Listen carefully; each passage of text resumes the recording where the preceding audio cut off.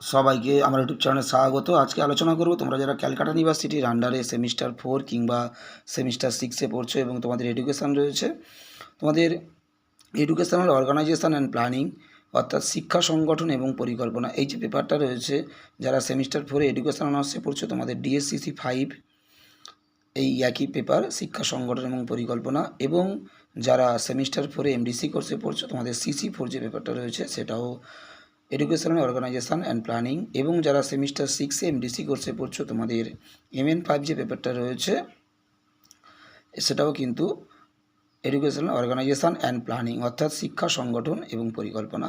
এই পেপার থেকে তোমাদের মান 2-এর যে প্রশ্নগুলো পরীক্ষাতে থাকে 10টা, তারই উত্তর দেব। তোমরা প্রথম থেকে শেষ পর্যন্ত দেখতে থাকো। মাত্র 30টার মতো তোমাদের প্রশ্ন দিচ্ছি। এই 30টা প্রশ্ন যদি ভালো করে তোমরা প্র্যাকটিস করো, এর মধ্যে থেকেই তোমরা তোমাদের মান 2-এর যে প্রশ্নগুলো পরীক্ষাতে আসে তার বেশিরভাগই তোমরা কিন্তু কমন পেয়ে যাবে। এবং যে 30টা প্রশ্ন তোমাদেরকে দিচ্ছি এর বেশিরভাগ প্রশ্নই সিসি পেপারের পরীক্ষা অর্থাৎ এমডিসি কোর্সের এবং মাইনরের পরীক্ষাতে এবং অনার্সের পরীক্ষাতে প্রশ্নগুলো এসেছে। যে প্রশ্নগুলো, সেই প্রশ্নগুলোর উত্তর কিন্তু আমি বেশিরভাগ উত্তর তোমাদেরকে দিচ্ছি। তোমরা অনার্সে যে প্রশ্নগুলো এসেছে সেগুলো যেমন অনার্সের জন্য ইম্পর্টেন্ট, ঠিক একই রকমভাবে মাইনর এবং এমডিসি কোর্সের সিসি পেপারের জন্য কিন্তু সমানভাবে ইম্পর্টেন্ট। সালের যে এই সিলেবাসের উপরে সালের যে প্রশ্নগুলো তোমাদেরকে দিচ্ছি এইগুলো তোমরা ভালো করে প্র্যাকটিস করে যাও, এর মধ্যে থেকেই তোমরা পরীক্ষাতে কমন পেয়ে যাবে। এখানে যে প্রশ্নগুলো দেওয়া হয়েছে তার বেশিরভাগটাই হয় অনার্সে এসছে, নতুবা এমডিসি কোর্সের সিসি পেপারে এসেছে, নতুবা এমডিসি কোর্সের মাইনর পেপারে এসেছে। তাই প্রত্যেকটা প্রশ্ন খুবই ইম্পর্টেন্ট। বিশেষ করে যে প্রশ্নগুলো সালে এসেছে তোমরা সেই প্রশ্নগুলো অবশ্যই খুব ভালো করে প্র্যাকটিস করবে, এবং তার পাশাপাশি যে প্রশ্নগুলোর পাশে দেখবে স্টার চিহ্ন দেওয়া রয়েছে সেগুলো ভালো করে প্র্যাকটিস করো। তার মধ্যে থেকেই কিন্তু তোমরা মান 2-এর যে প্রশ্ন তোমাদের পরীক্ষাতে আসে তার বেশিরভাগটাই তোমরা কিন্তু কমন পেয়ে যাবে। সিসি পেপারে আসুক বা মাইনর পেপারে আসুক বা অনার্স পেপারে আসুক, যে পেপারে আসুক না কেন, যেগুলো বিগত সালে এসেছে তোমরা অবশ্যই, তোমরা যে স্ট্রিমের স্টুডেন্ট হও না কেন, অনার্সে যারা পড়ছো তারাও কিন্তু মাইনরের কোশ্চেন এবং সিসি পেপারের কোশ্চেনগুলো ভালো মতো স্টাডি করবে। একই রকমভাবে যারা এমডিসি কোর্সে পড়ছো তোমাদের সিসি পেপার রয়েছে এডুকেশন, তারাও কিন্তু অনার্সের কোশ্চেনগুলো এবং মাইনরের কোশ্চেনগুলো খুব ভালো করে প্র্যাকটিস করবে। ঠিক একই রকমভাবে যারা মাইনর পরীক্ষা দেবে তারাও কিন্তু মাইনরে বিগত সালের প্রশ্নের পাশাপাশি তোমরা অনার্সের কোশ্চেন এবং সিসি পেপারের কোশ্চেনগুলো ভালো মতো প্র্যাকটিস করবে। সাধারণত তোমাদের বিগত সালে যে প্রশ্নগুলো পরীক্ষাতে এসে যায় সেগুলো পরীক্ষাতে পরের বছর আর আসে না। তাই তোমরা বিগত সালের প্রশ্নগুলো তোমাদের জন্য বেশি ইম্পর্টেন্ট থাকে না, কিন্তু তা সত্ত্বেও তোমরা যদি প্রশ্ন ভালো মতো পর্যালোচনা করে দেখো বা পর্যবেক্ষণ করে দেখো বুঝতে পারবে বিগত সালে যে প্রশ্নগুলো মান 2-এ এসেছিল সেগুলো সবটাই কিন্তু বাদ যায়নি, তার মধ্যে কিছু কিছু প্রশ্ন কিন্তু আবার রিপিট হয়ে যাচ্ছে।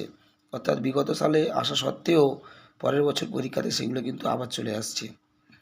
তাই বিগত সালের প্রশ্নগুলো তোমরা একেবারে বাদ না দিয়ে সেগুলো ভালো মতো একটু দেখে তার পাশাপাশি অন্যান্য সালের অন্যান্য অনার্সের বা মাইনরের বা সিসির যা যা প্রশ্ন রয়েছে যেগুলো রয়েছে তোমরা অবশ্যই সেগুলো খুব ভালো করে একটু দেখো।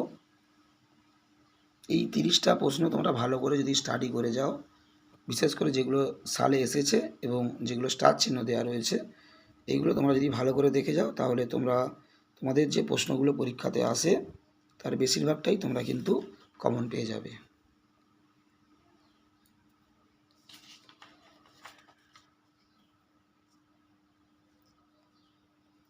তোমাদের এডুকেশনাল অর্গানাইজেশন এবং প্ল্যানিং এই যে পরিকল্পনা এই যে পেপারটা তোমাদের রয়েছে, এই পেপার থেকে ইতিমধ্যে আমি অনেক বড় প্রশ্নের উত্তরই কিন্তু আপলোড করে দিয়েছি।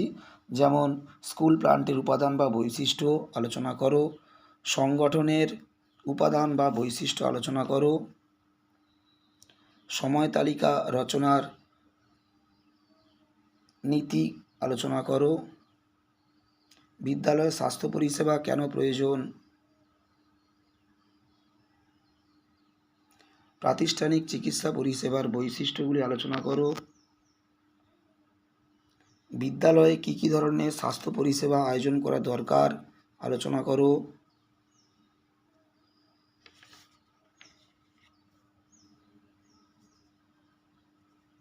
কর্মশালা কি, এর বৈশিষ্ট্য লেখো এবং এর গুরুত্ব লেখো।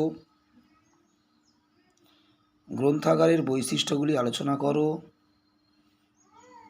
শিক্ষাগত পরিকল্পনা বা শিক্ষামূলক পরিকল্পনার ধাপ বা পর্যায়গুলি আলোচনা করো এবং শিক্ষাগত পরিকল্পনার গুরুত্ব বা তাৎপর্য লেখো। এই প্রশ্নগুলোর উত্তর ইতিমধ্যে কিন্তু আমি চ্যানেলে আপলোড করে দিয়েছি। তোমরা যারা প্রথম থেকে দেখছো অবশ্যই উত্তরগুলো পেয়ে গেছো, যারা সবেমাত্র দেখছো তোমরা উত্তরগুলো দেখতে পারো। চ্যানেলে অনেক উত্তর আপলোড করা রয়েছে এবং আগামীতে আরও বিভিন্ন প্রশ্নের ইম্পর্টেন্ট প্রশ্নের উত্তর কিন্তু পরপর আপলোড করা হবে। তোমরা একটু ফলো রাখলেই পেয়ে যাবে।